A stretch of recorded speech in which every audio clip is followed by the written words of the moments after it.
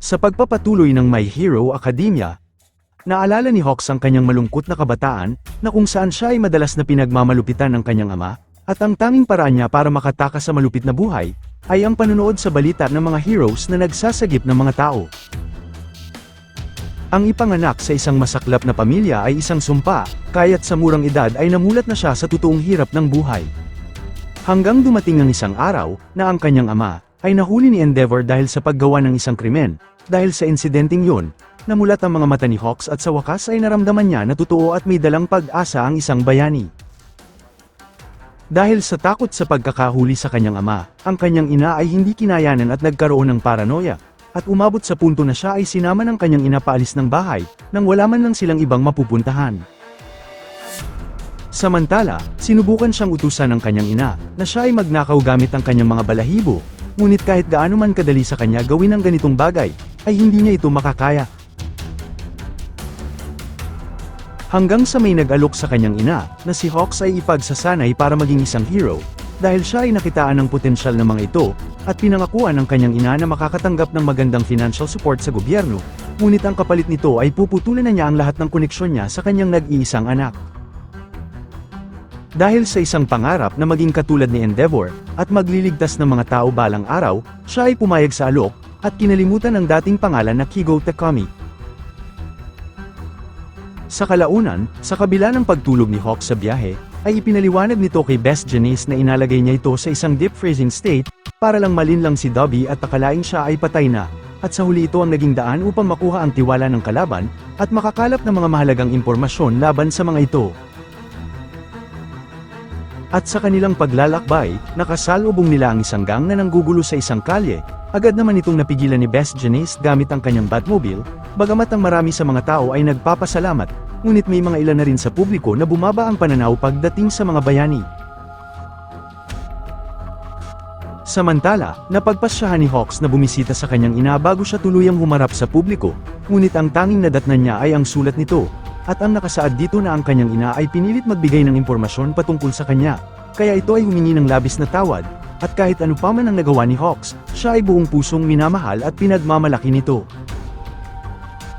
Bagamat, nagawa man ni Dobby na magpadala ng intel para takutin ang kanyang ina, walang dapat sisihin dito kung di ang sarili niya, dahil siya dapat ang unang nagprotekte dito, dahil simula nang kinalimutan niya ang kanyang tunay na pangalan, ay kasabay din ito ang pag-abandona niya sa relasyon ng kanyang ina. At sinabi niya kay Janice, na lumalabas ang tunay na ugali ng isang tao, kapag ito ay nasa oras ng bingit, kaya naman nalaman niya na si Jane ay isang mabuting tao, maliman ng mga desisyon at taong sinamahan niya sa buhay, pero sa kalooban ng puso nito, gusto niyang tumulong din sa ibang mga tao. Kaya naman sa mga oras na ito, si Hawks ay nakarelate kay Twice, na sundin kung anuman ang iyong nasa puso at kung anuman ang nararapat, at ang tanging paraan lamang para harapin ang kanyang pagkukulang sa kasalukuyan, ay tulungan makaalis sa bingit ang pamilya ni Endeavor. Sa kabilang dako, dahil sa pagtaas ng krimen sa Japan, ang mga sibilyan ay natutong lumaban sa kahit anumang panganib na kanilang kaharapin gamit ang isang support item, ngunit sa kawalan ng sapat na pagsasanay at kaalaman nito, ay nauuwi lamang sa matinding kapahamakan. Dahil sa nangyari si Wash ay pinuna ng mga tao, dahil sa pagiging huli nito sa pag-aksyon at ang tanging nagawa niya lamang ay tulungan ng mga sugatan, at sa parehong dahilan, ilan sa mga professional na mga hero ay nagretiro, dahil sa matinding pressure at pagkawalan ng reputasyon para harapin ang pagkakamali, at bagong realidad sa paningin ng publiko. At sa kabilang pangyayari, si Endeavor ay nagawa ng magising, ngunit bakas sa kanyang mukha ang matinding lungkot, at naalala ang kanyang naging pagharap kay Toya, at ang pagkakamali na nagawa niya sa nakaraan ay muli siyang sinisingil ngayon, at ang labanan ng kanyang sariling anak ay hindi niya lubusang magagawa. Dahil sa kalungkutan hindi na iwasan ni Endeavor na umiyak, ngunit bigla niya napagtanto, na nakatingin pala sa kanya ang kanyang mga anak, kahit hindi sanay ang mga ito na makita siyang umiiyak, siya ay humingi ng tawad sa lahat ng kanyang ginawa at ang mga ito ay lubusan niyang pinagsisisihan. Ngunit siya ay tumigil sa pag-iyak nang marinig niya ang boses ng ina ng mga bata, pahayag nito, ang pagsisi ay tuluyan niyang naiintindihan, pero nandito siya para pag-usapan ang tungkol sa kanilang pamilya. At bumalik sa nakaraan, kung saan inalala ng Todoroki family, kung paano napili ni Endeavor si Rei na maging kabiyak dahil sa Frost Court nito, at ang goal ni Endeavor ay makapag-produce ng isang perpektong supling, na magtataglay ng kombinasyon ng kanilang court powers. Hanggang sa pinatingin ng mag-asawa si Toya sa eksperto, bagamat namana ni Toya ang strong version ng flame quirk ni Endeavor, ngunit ang katawan ni Toya ay nagsisimula ng mag-adopt sa freezing tolerate, na nakuha naman niya sa kanyang ina, kaya ito ang naging dahilan kung bakit nagsisimula na ding masunog ang kanyang balat, habang siya ay nagsasanay. Hanggang sa pagkabigo kay Toya, si Endeavor ay nagkaroon ng pag-asa ng maipanganak si Shoto, ngunit bagong balakid naman ito pagdating kay Toya, kaya lalo pang pinagsikapan nito na magsanay ng palihim sa kanyang ama. Ngunit ito ay natuklasan ni Endeavor, at dahil sa pangarap na pinamulat sa kanya ng kanyang ama, ay ito na rin ang nagdulot ng munti kanyang pananakit sa kanyang kapatid na si Shoto. At dahil sa insidente at kamalian na nangyari, si Endeavor ay tuluyan pang nabulag dahil sa kanyang hangarin, at umabot sa punto na pati ang kanyang nagawang kamalian sa pamilya, ay ibinabaling niya sa pamamagitan ng pananakit nito sa kanyang asawa. At lumipas pa ang mga panahon, si Toya ay natutong magrebelde, dahil siya ay tuluyan na ring nabulag sa kanyang pangarap, at pati ang kanyang ina ay nagawa nitong sabihan ng hindi maganda at sisihin na rin, dahil sa hindi pantay na pagtrato ng ama nila sa kanilang magkakapatid. Hanggang sa natuklasan ni Toya na ang kanyang apoy ay naging kulay asul, ngunit kagaya ng apoy na pinabayaan, ang lungkot nito ang nagsilbing apoy na tumupok sa kanya, at sa buong kagubatan. At kahit na ginawa naman lahat ni Rei Todoroki ang kanyang makakaya, ito'y hindi pa rin sapat sa mata ng kanyang asawa, at dagdag pa ng biglaang pagkamatay din ni Toya, ito ay hindi niya nakayanan, at siya ay dinala sa isang facility sanhi ng matinding trauma sa pamilya. At nang mga araw na yun sumuko na si Endeavor sa pagkawala kay Toya, at ang mga pangyayaring yun ay nagdulot ng luha sa mga mata ni Endeavor, at sinabi ni Rei, sa lahat ng mga taon, tanging si Shoto lamang ang tumindig para maging bayani ng pamilyang ito. At dagdag pa ni Rei na kahit si Endeavor ang may kasalanan ng lahat, hindi sila papayag na siya lamang ang papasan sa lahat ng kasalanan, dahil silang lahat ay may pananagutan din kay Toya, at walang choice si Endeavor kung di labanan si Toya sa hinaharap, pero nandito si Shoto para samahan at tulungan ang kanyang ama, para harapin si Toya at itama ang mga bagay-bagay. Sa puntong yun, sina Hawks at Janice ay humingi ng paunmanhin sa kanilang biglaang panghihimasok, ngunit si Rei ay lumuhad upang humingi ng tawad kay Hawks para sa nagawa ni Dobby sa kanya, ngunit naiintindihan ni Hawks na hindi niya kailangan magsisi para sa anumang nangyari. At sinabi ni Hawks na ang bansa ay nahaharap ngayon sa matinding krisis, at ang ilan sa mga natitirang miyembro ng League ay nakatakas kabilang ang mga preso at si All for One, at wala silang kahit anong impormasyon kung nasaan ang mga ito, kaya tama ang sinabi ng kanyang asawa na kailangan niyang magpatuloy lumaban, dahil siya ay mas kailangan ngayon ng mga tao. Bagamat ang Japan ay humingi ng internasyonal na tulong mula sa ibang bansa, ngunit ito ay hindi pa rin kayang sumapat, at ang ipasa ng responsibilidad ng mag-isa ay hindi kakayanin ni Endeavor kaya nandito sila ni Best Janice para tulungan siya at ang kanyang pamilya.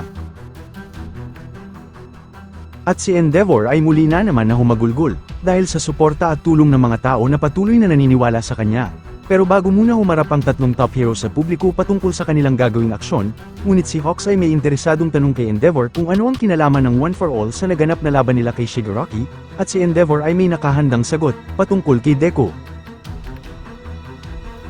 Habang ang lahat ay nag-aalala kay Midoriya, si All Might naman ay ramdam niya na kasalukuyang nakikipag-usap si Izuku sa mga previous user ng mga One for All, ngunit bago magising si Midoriya siya ay napunta sa harap ng mga previous user, at dito sinabi ni Yoichi Shigaraki na kailangan nila ng pagkakataon upang makialam sa kanyang mga gagawin na aksyon. Bagamat dahil sa mabilis na development ng One for All at kamalayan ng mga naunang wielder sa loob ni Midoriya, ang pakikipag-usap nila sa kanya ay mas mapapadali na, at dito sinabi ni Hikage Shinamori ang fourth wielder, na inalay niya ang buhay niya sa pagsasanay dahil gusto niyang ma-improve ang quirk sa susunod na magiging loser, dahil sa wala siyang sapat na kakayahan upang labanan pa si All for One. Ngunit pagkalipas ng 18 years ang katawan niya ay nagsimulang maghina at siya ay namatay sa isang misteryosong sakit, dahilan nito ay ang multiple quirks na taglay ng One for All na tuluyang nagpaigsi sa kanyang buhay, at si Midoriya ay nagsimulang magtanong na kung bakit si All Might ay nagawang makaabot sa mas mahaba pang panahon. At nalaman ni Midoriya kay Yoichi na lahat sila ay namatay sa hindi natural na paraan at hindi sa katandaan, at ang mapasahan ng One for All ay nakakabawas ng buhay sa hahawak nito, at dito nga napagtanto ni Midoriya na si All Might ay isang quirkless kagaya niya, kaya nagawa pa nitong mabuhay ng higit pa sa edad na 40+. At paliwanag pa ni Yoichi dahil si All Might ay quirkless siya ay mahahalin tulad sa isang walang laman na baso, kaya kinaya ng katawan nito na hawakan ang One for All ng mas matagal pa, At ang tangi lang na makakagawang makaabot sa full potential ng One for All, ay ang taong ipinanganak ng walang kapangyarihan. Samantalang nalaman ni Midoriya na siya ay mahihirapan ng maipasa ang One for All sa susunod na wielder, dahil sa maliit na lang ang pagkakataon sa generation ngayon ang ipinapanganak na walang kapangyarihan, at ang ibig sabihin nito, maaring si Midoriya na ang magiging last wielder ng One for All. Pagkatapos, kinausap na rin ni Nana Shimura si Midoriya at tinanong kung may lakas at tibay ng loob siyang patayin ang kanyang apo na si Tomura, bagamat naramdaman ni Midoriya na si Tomura ay tila humihingi ng tulong sa kaibuturan ng kanyang puso. Ngunit naniniwala ang mga naunang wielder ng One for All na siya ay puno ng puot at galit, dahil sa pagpapalaki sa kanya ni All for One, pero nakakagulat na tumanggi si Izuku na gawin ito at ipinahayag na ang One for All ay hindi dapat gamitin upang pumatay ng sinuman, na natutunan niya mula kay All Might. At sinabi ni Midoriya na gusto niyang iligtas si Shigaraki kahit na mukhang imposible ito at sa dami ng kanyang pinatay na inosenteng tao, at buong pusong tinanggap ni Yoichi ang pananaw ni Izuku at sumang-ayon na ibigay sa kanya ang lahat ng suporta upang matulungan siyang mailabas ang buong potensyal ng One for All. At bago pa tuluyang magising si Midoriya, nagpahabilin si Nana Shimura ng mensahe para kay Gran Torino, na nagpapasalamat siya dahil sa biyayang ginawa niya na makapagpalaki ng mga busilak ang puso ng mga estudyante. Pagkatapos na makipagkita kay Endeavor, sina Hawks ay pumunta kay All Might upang itanong ang patungkol sa One for All, dahil may kumalat na impormasyon na si Shigaraki ay may target na UA student ng kasalukuyang labanan, at ngayon ito ang mainit na tanong ng publiko. Mukhang hindi na may tatago nila All Might ang patungkol sa One for All, at agad naman na pumayag si All Might sa usapan at ang lahat ay kanyang sasabihin, at pagkalipas ng isang araw, ang tatlong top heroes ay nagsagawa ng isang press conference para sa publiko. At si Endeavor ay humingi ng patawad sa kanyang pagkakamali at tinanggap na si Toya Todoroki na kilala rin bilang Dobby ay kanyang tunay na anak, samantalang si Hawks naman ay sinabi na ang lahat ng binunyag ni Dobby patungkol sa kanya ay pawang mga totoo, at kanyang pinagsisisihan ang pagpatay kay Jin, ngunit kung hindi niya ginawa yon, ay mas malala pa ang pwedeng nangyari sa kinahantungan ng bansang Japan ngayon. At dahil sa pagbaba ng puwersa sa seguridad ng mga tao, sila ay humingi ng konsulta sa mga government official upang maging temporary emergency shelter ang mga Hero School at UA para sa mga taong natatakot sa kanilang seguridad. Bagamat karamihan sa tao ay labis ang galit sa kanila, ngunit sinabi ni Endeavor na tatanggapin niya lahat ng sisi at galit, pero bigyan sana sila ng pagkakataon upang matulungan nila ang kalagayan ng bansa, at ginagawa lahat ng mga heroes kahit paibuwis ang sariling buhay para lamang sa ikabubuti ng bawat isa. Sa kabilang dako, nakatanggap ng liham ang bawat isang estudyante ng Class 1A kay Midoriya, pinasalamatan niya ang bawat isa niyang mga classmate, at ibinunyag niya ang patungkol sa One for All at ito ang dahilan kung bakit siya hinahabol ni Shigaraki at ng All for One, at ang pananatili niya sa UA High ay maglalagay sa panganib sa buhay ng bawat isang inosenteng tao, na hindi niya papayagan mangyari. Dahil dito, hindi napigilan ni Uraraka ang kanyang mga luha, sa biglaang pagdesisyon ni Midoriya na lisanin ang UA High at itigil ang pakikipagkita niya sa mga ito. Sa kabilang dako, ang dalawang third-year student ng Ketsubutsu Academy na sina Tatami at Shindo, ay ipinadala upang kumbinsihin ang mga ilang mamamayan, na tumuloy pansamantala sa evacuation center ng mga paaralan para sa kanilang maiging seguridad. At sa kanilang pagdating, agad nilang hinikayat ang mga ito, ngunit mabilis din na tumanggi ang ilang mga mamamayan, sapagkat sila ay nawalan na ng tiwala sa mga bayani, dahil simula ngayon sila na ang magproprotekta sa kanilang mga sarili. At sa kanilang paglabas, habang pabalik sila Tatami, sila ay nakatanggap ng report na may paparating na isang takas mula sa Tartarus, agad naman na alarma ang dalawa, at ng kanilang itong mamataan, ito ay walang iba kundi si Muscular. Sinubukan naman ni Shindo na harapin ang kalaban, pero kahit ginamit na niya ang buong lakas ng kanyang quirk ito ay hindi pa rin umubra sa kunat ng mga muscle ni Muscular, at bago pa man magawa ni Muscular ang isang deadly punch, si Deku ay biglang sumulpot at pinatalsik niya ang kalaban. Dahil sa biglang pangyayari labis nga ang tuwa ni Muscular, at agad nakilala nito si Midoriya dahil sa hindi nito makakalimutan ang kanilang naging huling sagupaan, ngunit bago pa man magsimula ang laban, mabilis munang dinala ni Deku si Shindo kay Tatami para agad na itong malunasan. Habang papalapit si Deku siya ay inabisuhan muna ng sixth user sa kanyang maiging paggamit sa mga quirks, at nang dahil sa danger sense agad ding naiwasan ni Deku ang mga pag-atake ng kalaban. Dahil sa pinapakitang walang kwentang mga dahilan ni Muscular sa pagiging isang masama, walang dahilan si Deku upang pagbigyan ng kalaban, at sa kanyang bagong lakas, mabilis niya itong tinapos gamit ang full Kowloon 45% Detroit Smash. Samantalang si Tatami ay agad na tinulungan ng mga refugee, at handa na ang mga ito makinig sa kanila sa kabila ng nasaksihang insidente, at habang si Midoriya naman ay kanyang isinuko si Muscular sa mga panig ng mga pulis. Pagkatapos ay muling bumalik si Midoriya kay All Might, upang ipaalam na siya ay nasa maayos na kalagayan, pero agad din itong umalis. Mahirap at nag-aalala man si All Might sa naging desisyon ni Midoriya, wala siyang ibang magagawa kundi ito ay suportahan. Ipinakita ang payo kay Midoriya ng doktor sa nakaraan, sinabi nito na maswerte siya dahil nagawang tumibay ang kanyang katawan kumpara sa dating natamo nitong pinsala, ngunit kaakibat pa rin ito ang labis na pag-iingat, dahil pwedeng lumala pa ang mga dati niyang mga bali kung ito ay palaging mauulit. At ipinaliwanag ni All Might sa kanyang ina ang tungkol sa One for All at kung bakit siya ay patuloy na target ng mga masasamang tao, at sinabi rin ni All Might ang kanyang tiyak na kaligtasan habang siya ay nasa UA. Ngunit biglang tumanggi si Midoriya na bumalik sa kanyang paaralan, dahil hindi niya kayang malagay ang iba sa panganib ng dahil sa kanya, at kung lalakas pa ang kalaban mas magiging malala pa ang sitwasyon, kaya dapat niya agad itong pigilan kahit anong pa ang mangyari. Labis na nag-alala si Inko, at ang makita ang anak niya na lumaki at mangarap maging bayani ay isang masayang pangyayari, ngunit ang ibuwis ang kanyang murang buhay ay hindi maaari, pero buong puso na sinabi ni Deku na kahit anong mangyari ay siya ay palaging uuwi sa piling niya. Nang mapaabot ni Midoriya ang mensahe ni Shimura kay Gran Torino, sinabi nito na humihingi siya ng ponmanin dahil sa kamalian na nangyari sa nakaraan, at minsan kailangan niyang pumatay ng isang tao para lamang sa ikapapayapa ng buhay nila. Gaano man kapanganib ang landas na tatahakin ni Midoriya, siya ay hindi nag-iisa, basta't patuloy na gumagalaw ang tagapagmana ng One for All, sila ay magtatagumpay. At bumalik sa kasalukuyan, isang mutant na babae ang hinahabol ng mga sibilyan dahil ito ay napagkamalang isang villain, nang ito ay kanilang atakihin, biglang dumating si Deku sa tamang oras at sinagip ito, agad namang ding naayos ng ating bida ang sitwasyon. Dahil sa pangyayari na gawang pakalmahin ni Deku ang babae, at sa parehong pagkakataon bago umalis si Deku biglang dumating si All Might at binigyan siya ng baon, at binilinan si All Might na dalhin ang babae sa evacuation center para sa kaligtasan nito. Habang si Deku ay kasalukuyang tinitignan ang sitwasyon ng lungsod, naalala niya ang pagpupulong niya sa mga naunang wielder, dito ay hinihiling ni Yoichi sa ikalawa at pangatlo na makipagkaisa sa suporta kay Midoriya para mailabas ang full potential ng One for All.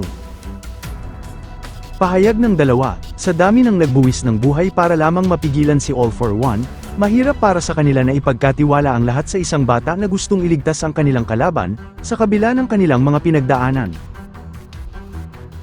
Pero dahil sa sinabi ni Yoichi, naalala niya ang nagawang pagtulong sa kanya ni Kudo, kahit na siya ay may potensyal na maging kalaban noon, mas pinili pa rin ito na isagip ang kanyang buhay, at ang ipagkatiwala ang hinaharap sa kasalukuyang wielder, ay ang kanilang tanging pag-asa. At ngayon ay pumanig na ang lahat kay Midoriya, gamit ang tunay na lakas ng One for All, sila ay nagkaisa para harapin ang tunay na kalaban na si All for One. Sa kabilang dako, habang abala ang tatlong top hero sa pagdakip sa mga ilang gangster, sila ay hindi nakaligtas sa galit ng mga ilang mamamayan dahil sa kawalan ng tiwala. At dahil sa nangyaring pambabato sa kanila, minaigi ni Endeavor na dumistansya sila kay Deku para maiwasan na rin ang parehong pangyayari dahil sa bigat ng landas na pinili nito. Gayunpaman, kinakailangan pa rin nila ang partisipasyon ni Deku upang maging fine sa league. Samantala, habang ang bawat isa ay nakamonitor sa GPS ni Deku, laking gulat nila nang biglang nawala ang signal ng communicator nito, habang si All Might naman ay na-ambush at nasabugan ng smoke grenade. Sa kabilang pangyayari, si Midoriya ay target at na-snipe ng isang babae at nang makita niya ang bala nito, naalala niya ang pabala ni Hawk sa kanya na posibleng maging isang gun for hire ni All for One, na dating taga-Public Safety Commission hero, walang iba kung hindi, si Lady Nagon. Siya ay inutusan nito na sumama sa kanya at huwag kumilos ng masama, pero sa paglingon ni Deku agad siyang pinaputukan, at dahil sa danger sense nagawa niyang iwasan ang bala ni Lady Nagon. Ngunit nagulat si Deku nang biglang ang atake nito ay nagawang pumaikot papunta sa kanya. Ito ay dahil may kakayahang gumawa si Lady Negant ng kanyang sariling bala, para makagawa ng isang high-angle fired bullet. Nadoplesan man ng bala ang ating bida, agad din naman niya natukoy ang kinalalagyan nito, at humanga si Lady Negant nang ito ang unang pangyayari na may isang nakaiwas sa sunod-sunod niyang pag-atake. Ngunit naantala sa focus si Lady Negant nang maistorbo siya ni Overhaul, at naalala niya na sinama pa rin niya ito sa pagtakas kahit na ito ay nasiraan na ng isipan.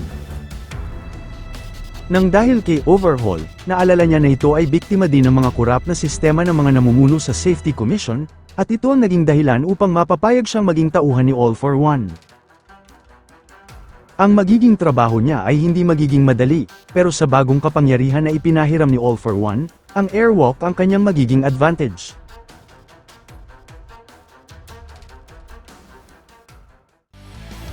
Maraming salamat sa inyong panunood, at dito muna matatapos ang ating recap. Kung nagustuhan ninyo ang mga ganitong anime, like and subscribe. Ingat kayo, paalam!